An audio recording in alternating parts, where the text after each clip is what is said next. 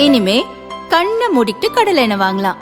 ஏன்னா மந்த்ரா கடலை எண்ணெய் இதயத்தின் தயாரிப்பு. வறுக்க பொரிக்க ஏன் எல்லா சமையலுக்கும் மந்த்ரா தான். மந்த்ரா கடலை எண்ணெய், அபார ருசி, ஆரோக்கியமான உடல் நலம்.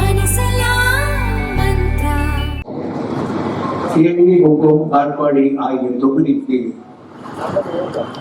ஒரு தொடர்பாக வைப்பதற்காக ஒரு அலுவலகத்தை திறந்திருக்கிறார்கள்.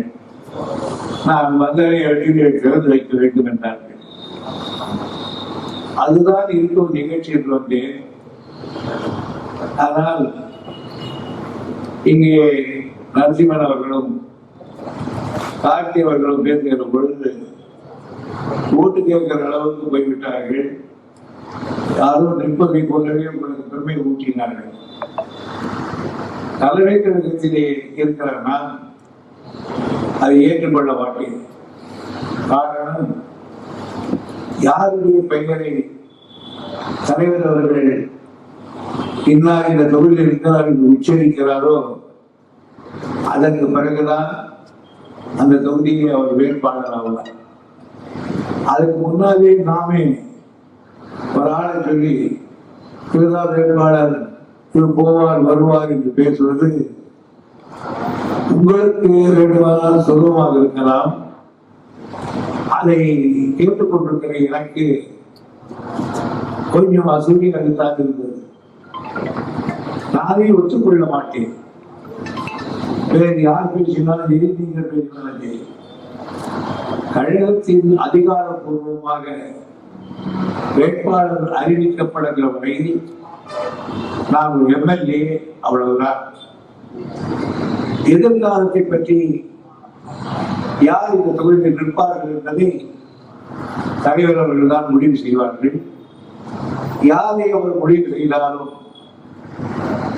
அதை ஏற்று பணியாற்றுவதற்குத்தான் ஆயிரக்கணக்கான செயல் வீரர்கள் இங்கே இருக்கிறார்கள்.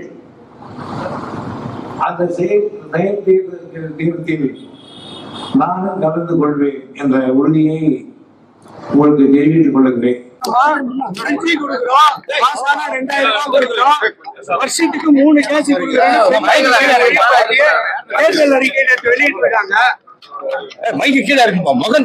அதிமுக தேர்தல் அறிக்கையில வீட்டுக்கு ஒரு பெண்ணுக்கு வந்து பிரிச்சு மாசம் 2000 ரூபாய், நம்ம மகளிர் உரிமை தொகை 3 மாசம் நிவாரண தொகை 10,000, வருஷத்துக்கு 3 கேஸ் அப்படின்னு பெண்களை மையப்படுத்தி அவங்க சொன்னா கேளுமா, மைக்கு மூவ் கிட்ட வராது, கை தள்ளி ஏம்பா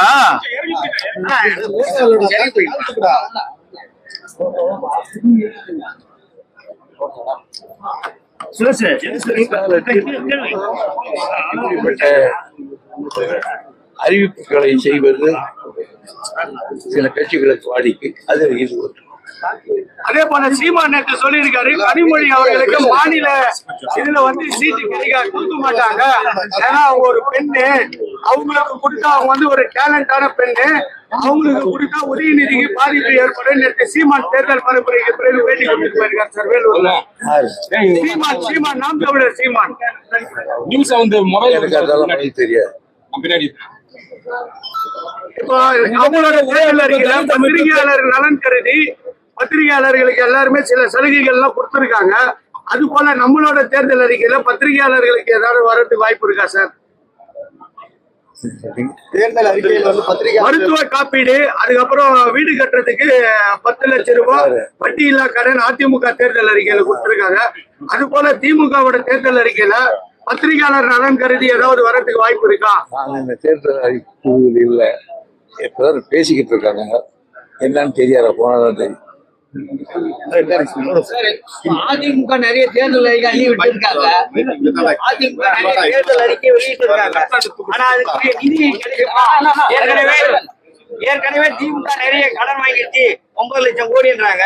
ஆனா இவங்க தேர்தல் அறிக்கையை நிறைவேற்றணும்னா பல லட்சம் கோடி செலவாகும். அதை பத்தி உங்களோட கருத்து? அவங்க ஆட்சிக்கு வரப்போறது இல்லை, விட்டா பார்க்க விட்டுறாங்க. அப்ப இது வெறும் தேர்தல் வெற்றி வாக்குறுதி. வெற்றி வேட்டு தான். சார் இருக்கிற ஒரே ஒரு தலித் தலைவர் உங்ககிட்ட கூட்டணியர்கள் திருமாவளவன் மட்டும்தான். அவருக்கு இடம் ஒதுக்கீடு பண்றதுல ஏன் அவ்வளவு இழுபறி, ஏன் அவ்வளவு காலதாமதம், அவருக்கு ஏன் அவ்வளவு மன அழுத்தம் இப்படி? ஆனா வந்து தேமுதிக உடனடியாக வந்து தொகுதி ஒதுக்கிருக்கீங்க. எங்களோட தொகுதி அவங்களுக்கு ஒதுக்குறது வந்து எங்களுக்கு வந்து இது ஒன்றும் கம்பேர் பண்ணும்போது அது குறைவுதான் அப்படின்னு அவரோட பேட்டியில சொல்லியிருக்காரு.